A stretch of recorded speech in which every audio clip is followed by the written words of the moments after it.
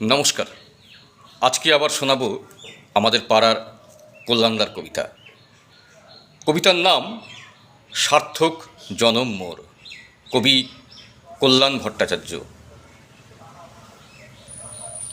Your honour, আমি কেন আমার জন্মস্থান এই রাজ্যের এই শহরের নিষিদ্ধ পল্লীর ঘর পরিবার ছেড়ে একদিন চলে গেছিলাম এবং ছেড়ে যাবার পর আমি কি করেছি তা এখানে প্রাসঙ্গিক নয়, বরং শুনুন আমার কৈশোরে একদিন কি দেখে আমি আমার জন্মস্থান এই শহর ছেড়ে বিনা টিকিটে ট্রেনে চড়ে বসেছিলাম। ভালো মনে নেই আমার, তবু সেই জলহীন, আলোহীন, বাতাসহীন ঘুপচি ঝুপড়ি, ভিখিরি, জোচ্চোর, দাগি আসামি, মাতাল, আর কোনো মাঝরাতে আচমকা হুইসেল। ঘরে ঢুকে পড়ত সরকারি লাইসেন্স প্রাপ্ত গুন্ডা, পেটমোটা থানার দারোগা, মদের উৎকট গন্ধ মুখে, সঙ্গে পান খাওয়া কুৎসিত হাসি। মা আমাকে ঠেলে বার করে দিত সেই রাতে। মাথার উপর অসংখ্য নক্ষত্রের সেই রাতে, সোনালি হ্যালোজেনের আলোর সেই রাতে আমি কাটিয়ে দিতাম রাস্তার পাশে,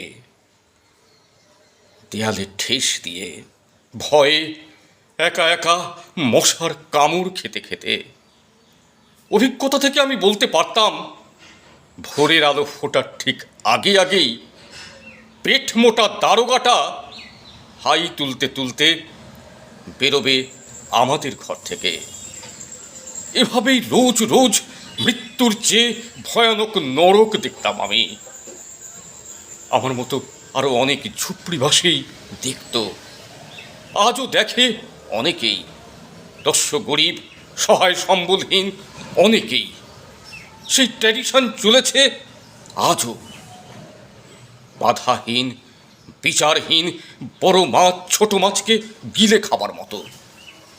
আমি জানি না শ্রীকৃষ্ণের মতো অলৌকিক ক্ষমতা সম্পন্ন কোনো চরিত্রের পক্ষে এখানে এসে আমায় সুবিচার পাইয়ে দেওয়া আদৌ সম্ভব কিনা।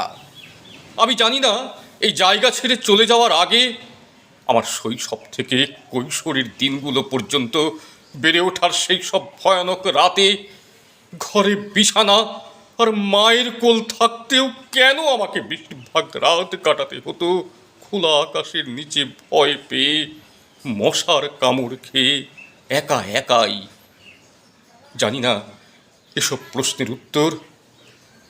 এখানে কালো কোট পরা শিক্ষিত উকিল বাবুরা অথবা আমাকে গ্রেপ্তার করে আনা মুহুর্মুহু আইনের জ্ঞানের বড়াই করা সেই দাম্ভিক পুলিশ অফিসার দেবেন কিনা। কিন্তু আমি জানি আমার মা জন্মেছিল এখানেই, আর আমিও জন্মেছি এখানেই। এই তো আমার গর্বের জন্মভূমি, স্বাধীন জন্মভূমি। এখানে নাকি দিনহীন, ধনী দরিদ্র, শিক্ষিত মূর্খ, উচ্চ নীচ সবার জন্য সমান আইনি অধিকার, কোনো পার্থক্য নেই। শ্রেণী বৈষম্য আছে, কিন্তু তাতেও নাকি কিছু আসে যায় না। আইন নাকি সবার জন্য সমান। কি জানেন বিচারক স্যার, আইনের এই কেতাবি বুলিগুলোর ভালো দিকটা ওই আইনের বইয়ের পৃষ্ঠা ছেড়ে আমাদের মতো চাল চুলোহীন হতদরিদ্র মানুষের জীবনে কখনোই কেন যেন সত্যি হয়ে ধরা দেয় না। আমাদের জন্য শুধু ছোট বড় অপরাধ করলে শাস্তির বিধানই থাকে, আর আমাদের রক্ত চুষে ধনী হওয়া মানুষেরা হাজার গুণ বড় নৃশংস অপরাধ করেও কোনো এক অদৃশ্য জাদু বলে বারেই নির্দোষ সাধু প্রমাণিত হয়।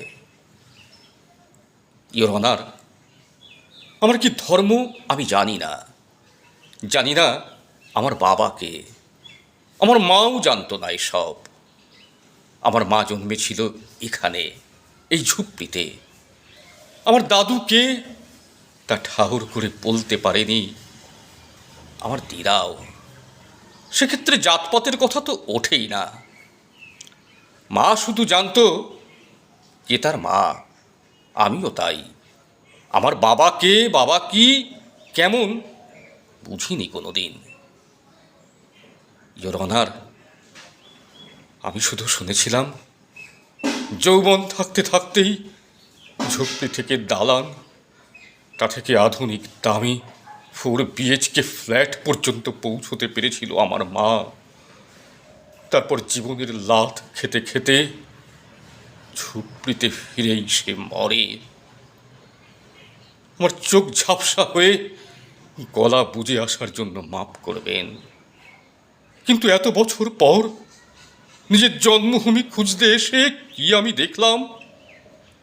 ইয়োর অনার, আমার নরকবাসের ভয় নেই, স্বর্গলাভের লোভ নেই, অসীম ক্ষমতাশালী বা অমর হবার বিন্দু মাত্র আগ্রহ নেই।